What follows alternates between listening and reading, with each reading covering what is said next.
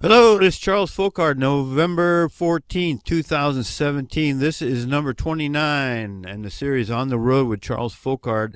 I'm sitting on the bluff here overlooking Overton, Nevada. And I wanted to relate to you two men I met yesterday. One guy I'm going to call Ajax, and the other fellow I'm going to call Terry. But Ajax was right next to me the entire time I'd been here, and he's in an old van. It's a beater, and finally yesterday he can't see very well, and I realize why. I realize now why we hadn't acknowledged each other. He's only got one eye. His other eye is but he's got a beautiful blue eye that he can see with, and he's hard of hearing. And he's in this, like I say, this old van. It's even older than mine, I think, and it's a beater. But he's been on the road, like RVing full time, for years. And his vehicle has like 600,000 miles on the chassis.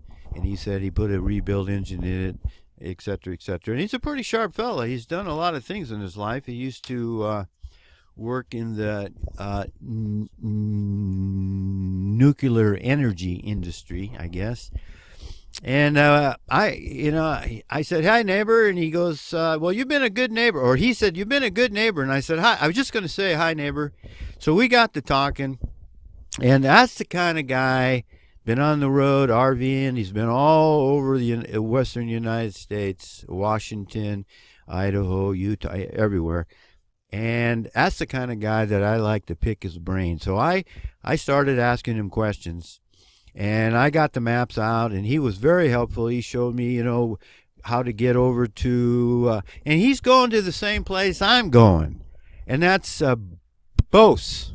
Rhymes with mouse, but I didn't rhyme. That didn't rhyme, did it? I always have trouble with that. Mouse, Bouse. Yeah, that's it. Bouse.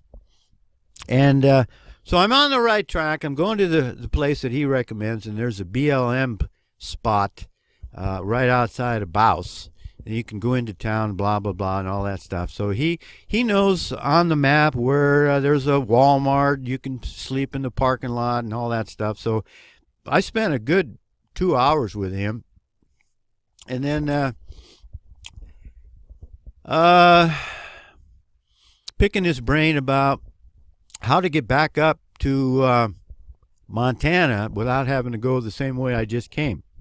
And he showed me how to go through Nevada and then up through Idaho on the west side of Idaho all the way up to Coeur d'Alene, and that's the area where I'm up by Libby and that area up there. So, and I got a pretty good idea. And he showed me places to stay in this town and that town and this spot. And so anyway, I'm hoping to get together with him again and take better notes. I took some notes, but not enough. So anyway, this other guy shows up because Ajax, I'm going to call him Ajax, he got a ticket in Overton for jaywalking. And I thought that was just amazing. I mean, just why in the world would a small town, and I know why, because they want the money. It's a $95 fine. And he's going to fight it. And he says, well, there's a lot of other people crossing the street all day long. I crossed the street. I went from Lynn's Market to the restaurant, and then from the restaurant back across the street, and I didn't cross in the crosswalk. I didn't cross on the corner. And what the hell's difference does it make whether you cross on the corner if there's no crosswalk, or if you cross in the middle of the street when there's no cars coming? This is a very small town here. So anyway, he got a ticket. And he said, I was going to leave here already, but I got a court hearing on Wednesday morning, tomorrow morning. And this other fellow, Terry, drives up in his new pickup, and he gets out, and I could tell right away him and I weren't going to get along. Boy, was I right.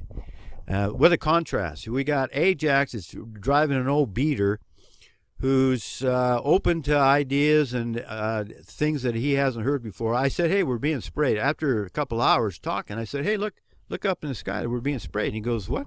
And I told him, and he goes, well, where can I get some more information? Because I told him with geoengineering and stratospheric aerosol injections, according to the CIA. So he was actually asking me, hey, how can I look up more information? And I told him geoengineeringwatch.org. And that's in contrast to this other guy that drives up in his new pickup, and he's from Idaho. And right away I could tell he's the kind of guy that's got to impress everybody. And he said that he just made arrangements to go up in a plane tomorrow, which would be this morning at 10 o'clock, to jump out of the airplane, to parachute out of an airplane. And I asked him, you ever been in a small plane? Like, oh, yeah, many times. Helicopters, Hey, okay, fine, So right away I knew what kind of guy this guy was. And we were talking about the canyon. Remember I mentioned the canyon? Forget the name of the canyon exactly. There's another name for it. And you come down, and this guy Ajax was telling me all about the canyon, how you can park there in the canyon. And the other guy says, well, yeah, but a lot of RVers don't like to park there because the radio and television reception is not very good. And I said, I'm not going to miss a chance like that. And I said, well, that's probably good, because then they won't get the programming and the brainwashing. And this guy pops up and he says, well, I like to watch the news and I like to watch Jeopardy. And so here he goes off about how, he's justified because the news is not brainwashing and programming, right?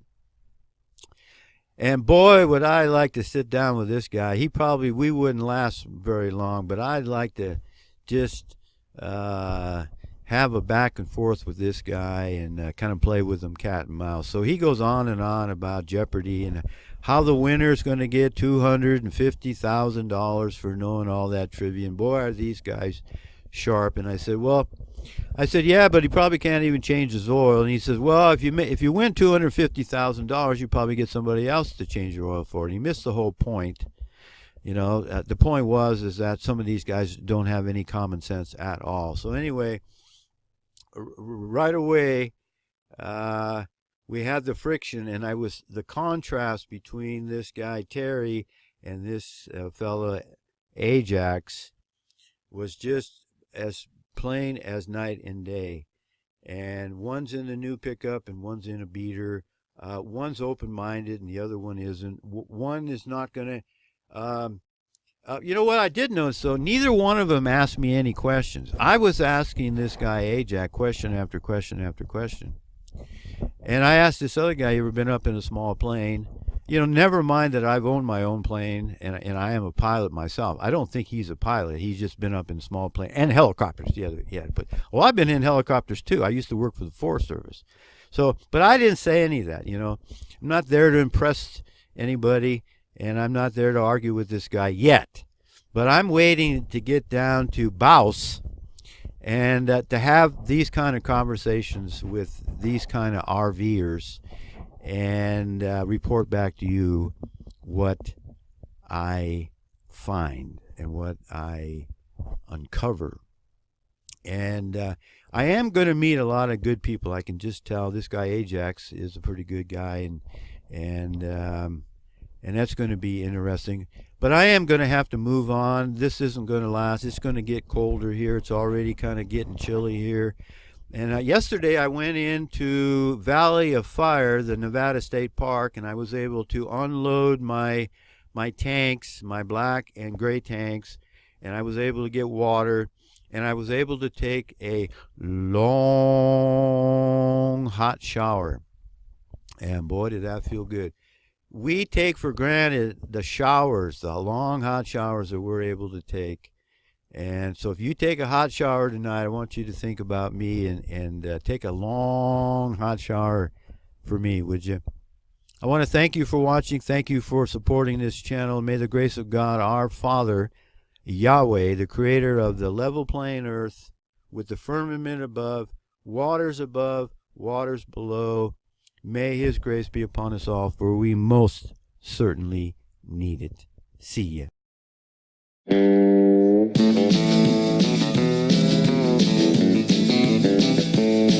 not walking with the Lord like I used to.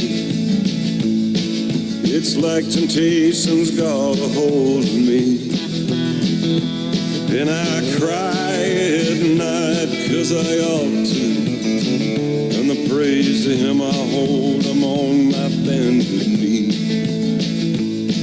From the road I chose to raise my family, and the more I learned forgiveness, the less I saw of grief. And the more I watched his children, in their eyes I saw his light. Thank you, Lord, for the blessings. Thank you for the ride. Well, I